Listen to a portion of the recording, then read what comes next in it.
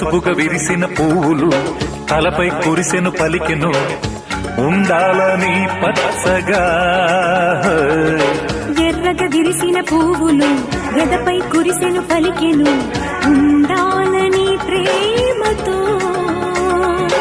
ఆ రంగుతోటి ఈ రంగు కలిసే నీ కాళ్ళ